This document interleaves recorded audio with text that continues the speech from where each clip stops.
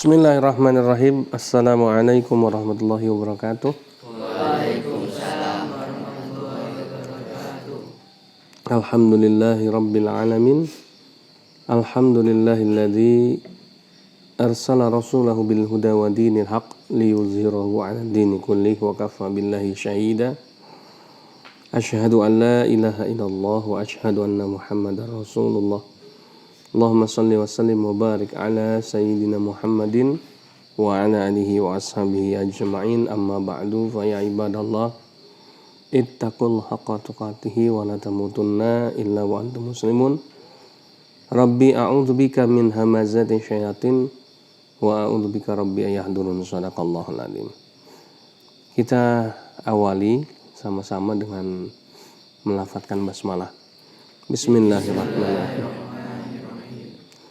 Alhamdulillah, kita panjatkan puja dan puji syukur kehadirat Allah Subhanahu wa taala atas limpah nikmat yang luar biasa yang telah kita sama-sama rasakan, kita sama-sama nikmati ya.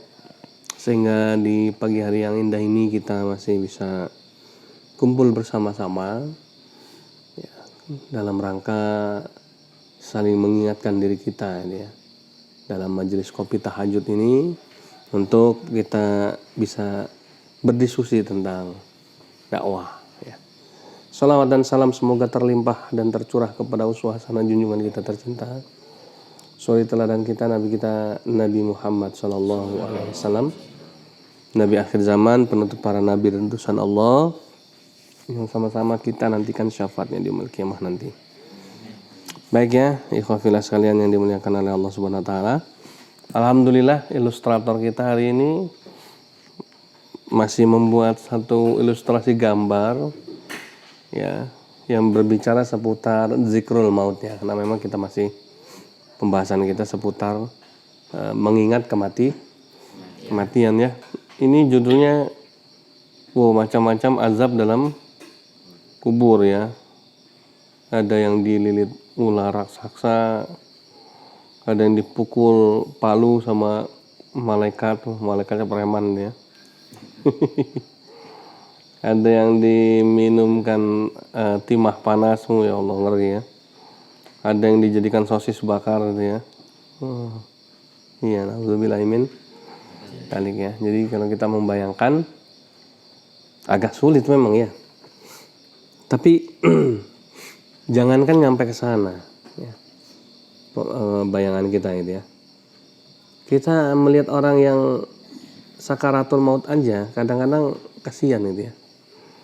Ya, rasanya sudah tersiksa luar biasa.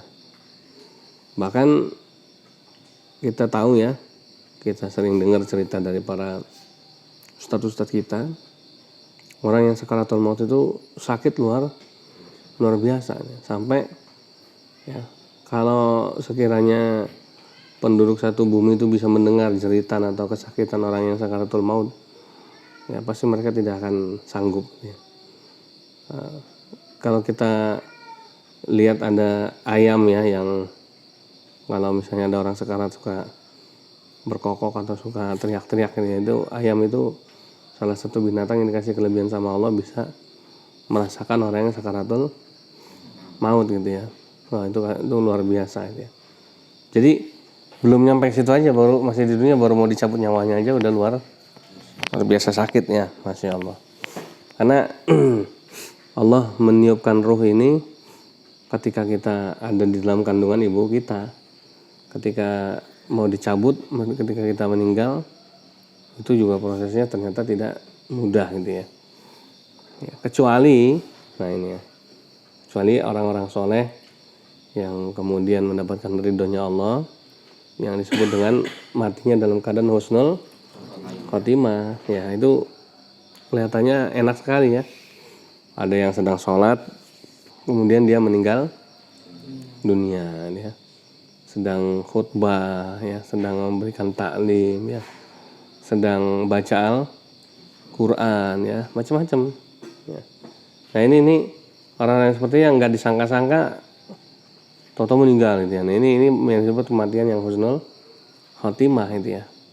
Jadi tapi ada juga kita saksikan ada orang yang udah sebulan ya, nazak gitu ya, sakaratul maut nggak mati udah didatengin kiai, bahkan mohon maaf sampai keluarganya udah pusing, dukun juga dipanggil sama dia gitu. Siapa tahu si mbah ini punya ilmu macam-macam kan gitu ya, dari cabut-cabutin ya biar apa namanya gampang matinya mungkin kan gitu ya. Segala macam gitu ya. Nah, ini akan menambah penderitaan sih orang itu ya. Jadi ketika kita ada orang tua kita mau meninggal sakaratul maut, kita datangin dukun ke rumah. Nah, ini tambah kacau gitu nih. Seharusnya orang tua yang sakaratul maut itu ya bisa mendapatkan ridhonya Allah, ampunannya Allah, ini malah nambahin dosa ini. Panggilin dukun ya. Mungkin Simbah punya ilmu ini, mungkin Simbah punya pegangan itu segala macam. Aduh, ini apa namanya, kacau anak-anak seperti ini dia. Dan yang logika berpikirnya itu paling gampang, yang tugas nyabut nyawa itu siapa sih? Bukan Simbah dukun, kan dia. Malaikat Israel. Masa malaikat Israel kalah sama pegangannya Simbah, sama ilmu-ilmunya Simbah? Coba logikanya gimana? Ya.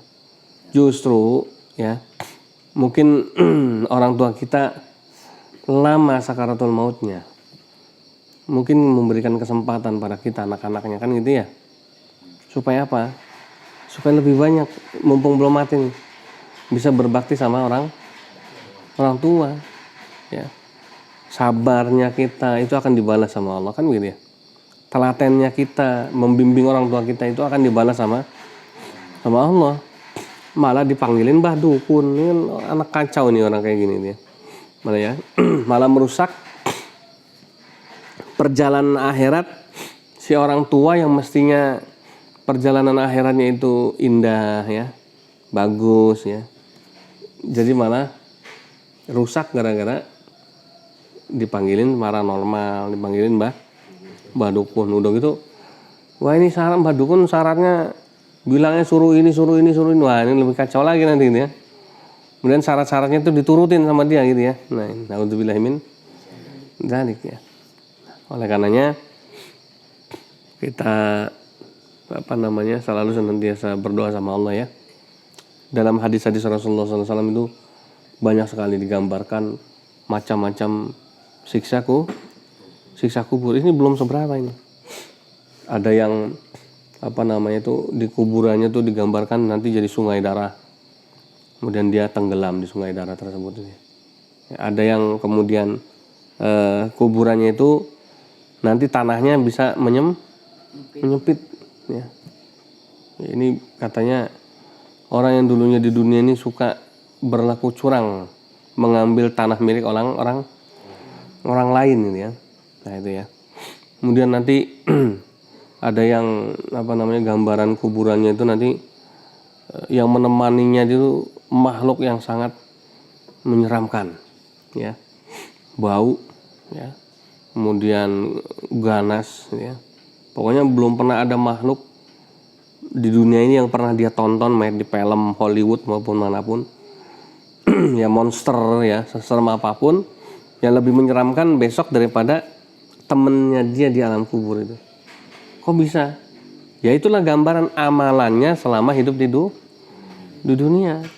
Di dunia jolim sama orang ya kan, suka menyakiti orang, suka nipu orang kan gitu ya. Ya, kemudian durhaka sama orang tua. Udah pokoknya serba jelek kelakuannya. Besok teman di dalam kuburnya ya, itu makhluk yang sangat menyeramkan ya. Kayak gitu mendingan ditemenin apa mendingan gak usah kira-kira? Mendingan gak usah ya. Kalau ditemenin tapi temennya monster ya, dalam kubur, milih sendiri aja apa ditemenin kira-kira? Milih sendiri ya. Ya. Kenapa? Karena makhluk yang menyeramkan tadi itu bukan nemenin ya, justru malah ya mengazab kita gitu ya. Kaki kita digigitin sama dia mungkin kan gitu ya, kita dicekek sama dia gitu ya. Itu seperti itu ya. Dan di akhirat itu udah berlaku yang namanya prinsip immortality kekal abadi. Jadi umpama itu ya, dililit ular sampai remuk mati, hidup lagi, sempurna lagi, begitu terus dililit ada remuk ya. Begitu juga yang dipukul pakai palu itu ya, kepalanya pukul sampai hancur, nanti balik lagi jadi utuh lagi, dipukul lagi sampai remuk lagi. Coba bayangin, kita kasih jempol kita aja ditaruh ya, kena ke paku, sakit nggak? Nah, mau diulang lagi, nah baru dipukul jempolnya ya Pak. Ini bayangin kepalanya, yang mukul malaikat, yang mukul martilnya itu bukan martil tukang bangunan ya, martilnya malaikat. Coba kayak apa coba ya, lebih besar daripada martilnya siapa itu yang superhero itu namanya? Thor. Masya Allah ya, makanya ya masih ada kesempatan ya buat kita untuk bertobat kepada Allah sebelum besok kalau kita udah mati ya, kita mendapatkan azab kubur ya, naudzubillah min dzalik ya. Kita semua yang hadir adalah orang-orang yang dilindungi dari siksa kubur ya, dan akan diberikan yang namanya nikmat kubur. Begitu juga kedua orang tua kita, itu yang juga penting ya. Kalau cuma kita aja sih insya Allah ya udah jalannya udah jelas ya. Yang penting adalah kedua orang tua kita ya, apalagi orang tua kita yang masih kurang ibadahnya nih kan, gitu kan. Ada ya orang tuanya semangat masukin anaknya ke pesantren, tapi ya beliau sendiri sholatnya masih belum beres ya. Jangan dikatain bapak ki piye to gitu ya, aku neng pondok kok ora gelem sholat ya, dinasihati pelan-pelan ya. Nggak boleh kasar, nggak boleh sama orang tua itu, tidak boleh diajak berdebat ya. Kita nggak ngerti apa sebabnya kok bapak kita belum mau sholat ya, tapi yang jelas yang pasti pelan-pelan nanti kalau kita nasihatin, kita deketin ya, kita baikin, insya Allah orang tua kita pasti akan sholat gitu ya.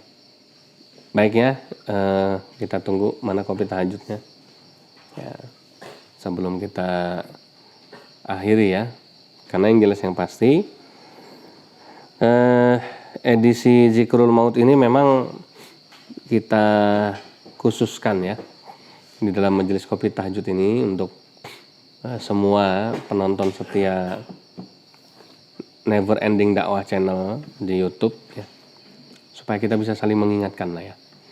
Karena apa? Karena kalau nggak seperti ini, zaman sudah semakin tua ya kan, setan semakin pinter membujuk merayu kita ya, kemudian akhirnya takutnya dikhawatirkan semakin banyak manusia-manusia yang tergelincir ya. Karenanya harus kita kasih semangat ya, untuk segera bertobat kepada Allah Subhanahu wa Ta'ala. Baik, ayo sama-sama kita baca basmalah. Bismillahirrahmanirrahim. Semoga berkah buat kita semua ya.